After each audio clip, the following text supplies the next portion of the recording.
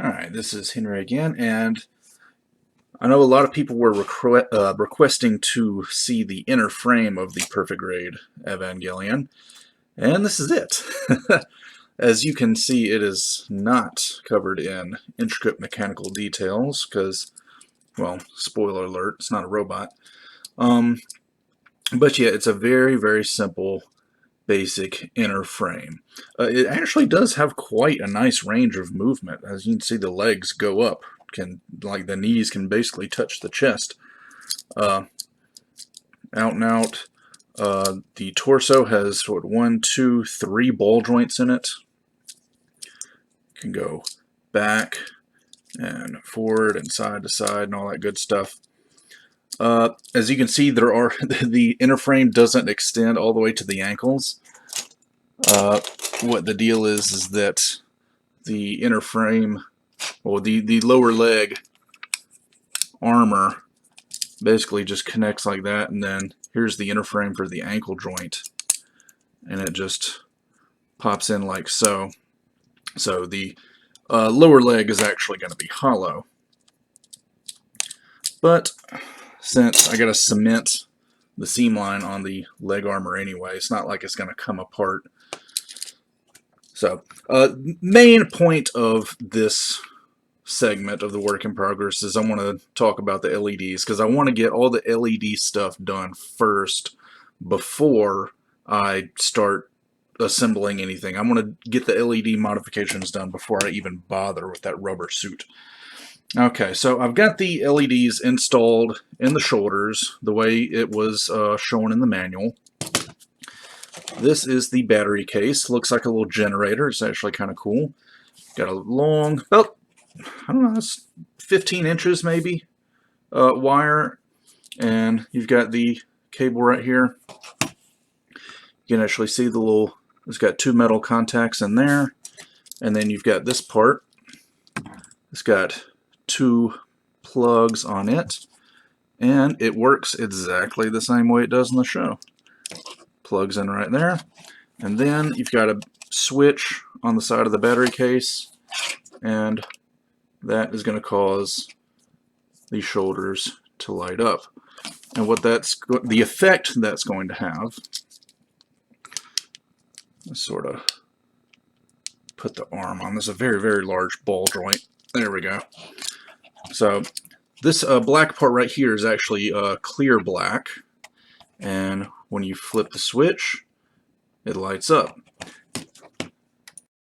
And I guess it'd be okay to go ahead and show this off now, because it's not like I'm going to be painting these clear black parts.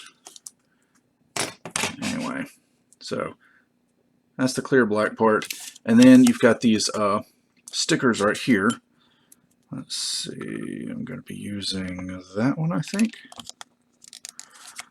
Get my X-Acto knife.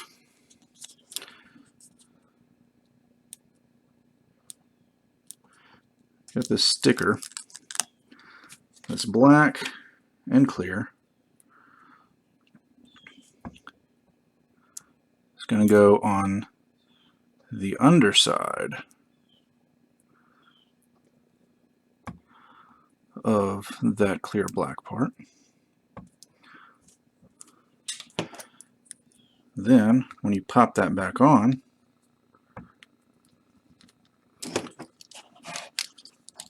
connect it to the shoulder joint. And now when you flip the switch, you've got this EVA Unit 1 logo that lights up to varying degrees of success. There, you move the ball joint, it looks a little bit better. Kind of bright, but like if you look at it from an angle, it actually looks really good. So those are the LEDs that Bandai includes with the kit, and they're the ones they show you how to do in the manual. Whew. I will mention that this plug is actually very, very tight, so you got to be careful of that thing.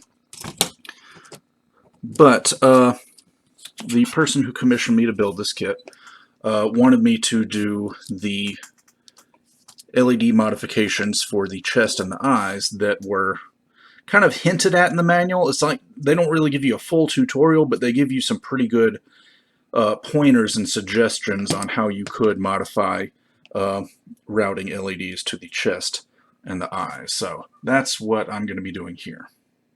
One of the modifications I'm going to be doing is replacing this battery pack. Open that up so you can see it's got two AAA batteries in there. The person who commissioned me to do this kit included a 12-volt DC adapter, and so that way we're going to be able to plug this guy into the wall instead of relying on AAA batteries. And I've got the wire plugged up here, and I've just sort of rigged this up. I got the new LEDs. Got two breathing green LEDs. That means they're going to kind of sort of fade off and on. And I've replaced the yellow LEDs that were in the shoulders with the new green ones. And I haven't soldered them. I've just got them clamped into place with some little metal clips here. And press the switch.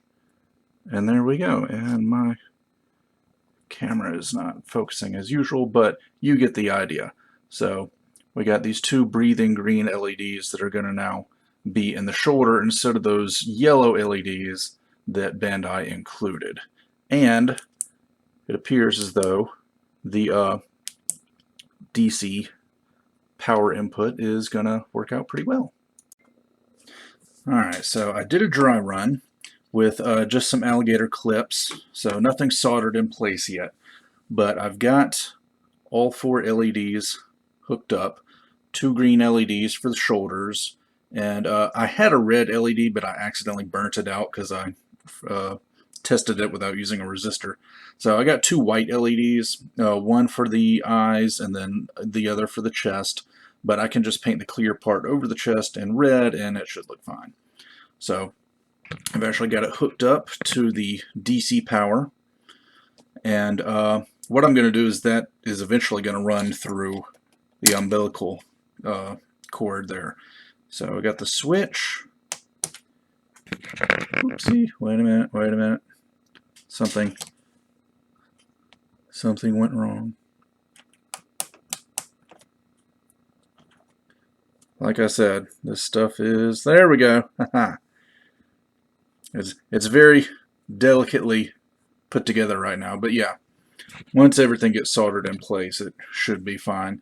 They do have a little bit of a flicker to them, but like I said, once it gets soldered, that should go away. So these are breathing LEDs, so they have sort of a soft on and off glow to them, which will be kind of a cool effect. And yeah, now all that's left is to get everything soldered together and cut out some spaces in the head and the chest to install them. Okay, so I have finally finished all of the work. Sorry I didn't get to actually show myself doing any of it because it's kind of hard to record yourself while you're soldering things together. But anyway, all of the connections that you saw earlier I have since soldered and wrapped in electrical tape, and they're now all inside this little shell part of the inner frame.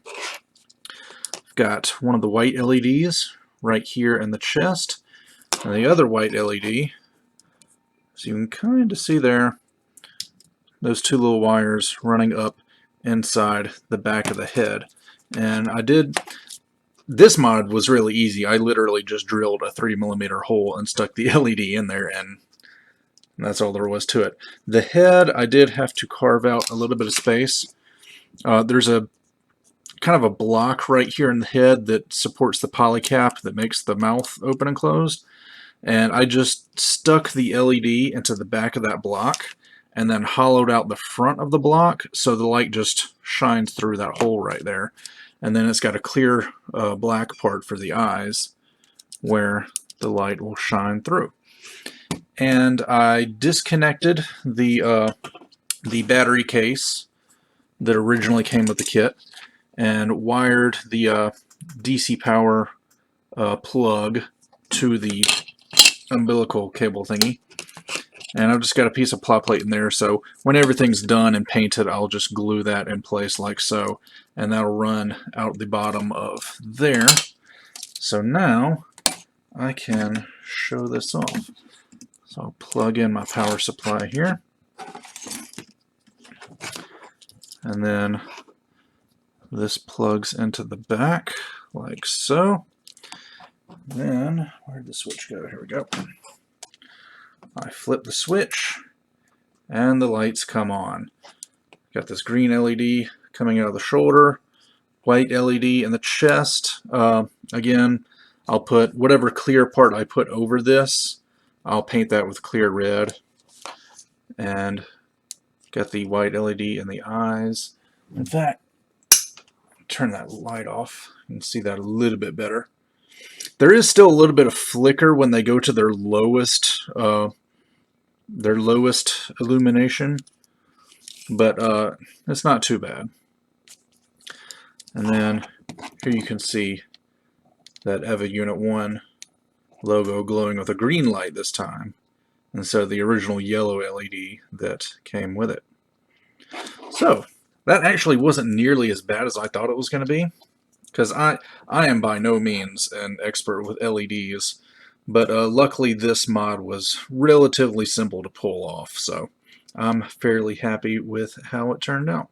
You can see the LEDs are almost breathing at a different rate, so once it's been on for a few minutes, they start kind of flashing off and on at different rates from each other, so it's definitely going to be a unique effect, but those are the LEDs that the owner of the kit gave me, so those are the ones I used. So anyway, I think that's going to wrap up part 2 of the work in progress, and with part 3, I will get this guy fitted up with the rubber suit and start fixing some seam lines, and then we can get around to painting. So with that, I'll see you guys next time.